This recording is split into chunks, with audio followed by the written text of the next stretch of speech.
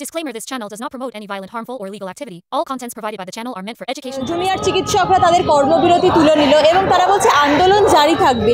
আজকে highland park থেকে সারা কলকাতা জুড়ে কার্যত পৌঁছবে শ্যামবাজার, তাই তো? শ্যামবাজারে পৌঁছবে। এত সাধারণ মানুষ নেমে এসছে রাস্তায় এই মশাল মিছিলে রিলে রেসের মতন যোগদান করার জন্য।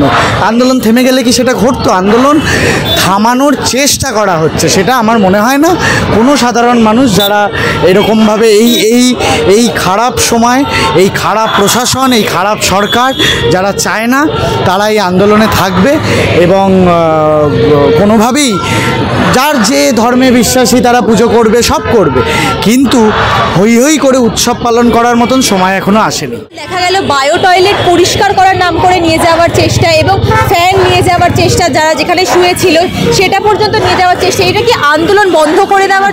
তো মানে তারপরে তো ডাক্তাররা নিজেদের পেজ থেকে, জুনিয়র ডক্টরস ফোরামের পেজ থেকে পোস্ট দিলেন যে এরকম করা হচ্ছে।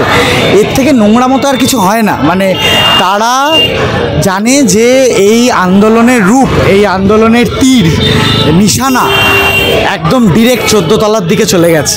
কারণ ডাক্তাররা যখন স্লোগান তুলছে, তারা 14 তলার স্লোগান তুলছে। তো যখন দাঁড়িয়ে নিজেদের গায়ে আঁচড় পড়ছে, দাগ পড়ছে, তখন তারা ক্রমশ চেষ্টা করবেই কী করে এটা বারবার ভেঙে দেওয়া যায়, নষ্ট করে দেওয়া যায়। মানুষকে ভয় দেখিয়ে এই রূপসা বা কলতানদের অ্যারেস্ট করে মানুষকে ঘরে ঢুকিয়ে দেওয়া যায়। কিন্তু এতে কি বন্ধ হয়? এতে আরও বাড়ে।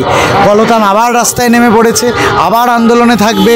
রূপসাও নিজের মতন করে তার বন্ধু মহলে যেভাবে একজোট হয়ে, হ্যাঁ, আজকের মিছিলে রূপসা ছিল, আজকের মিছিলে রূপসা ছিল।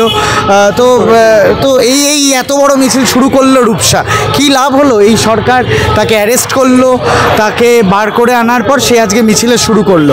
আগামীতে এরকম রূপসা কলতান আরও তৈরি হবে এবং সবাই এই সরকারের দিকে আঙুল তুলবে এবং তুলছে যেভাবে, আরও তীব্রভাবে তুলবে।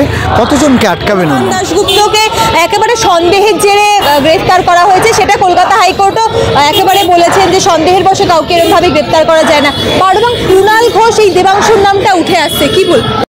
এই কুণাল ঘোষই প্রিজেন্ট ভ্যান চাপড়াতে চাপড়াতে বলেছিল সারদার ম্যাক্সিমাম বেনিফিটেড হয়েছে মমতা বন্দ্যোপাধ্যায়। তাহলে কুণাল ঘোষের কথা মতোই আমি ধরে নিলাম কুণাল ঘোষ খুব ভালো কথা বলে, দারুণ কথা বলে এবং সব সত্যি বলে। তাহলে কুণাল ঘোষের কথা যদি কলতান দাশগুপ্ত অ্যারেস্ট হয়, তাহলে প্রথম অ্যারেস্ট মমতা বন্দ্যোপাধ্যায় হওয়া উচিত কুণাল ঘোষের কথা মতন। তো কলতান বেরিয়ে এসছে এবং উনি একটু সাবধানে থাকুক, কারণ ওনার কাগজপত্র সব জমা পড়ছে, ওনার বিরুদ্ধেও স্টেপ নেওয়া হবে। ওনার অভ্যাস আছে জানি ওই জায়গায় থাকা, জেলে যাওয়া, আবার হয়তো ওনাকে ডাকছে মামার বাড়ি, ওনাকে যেতেও হবে।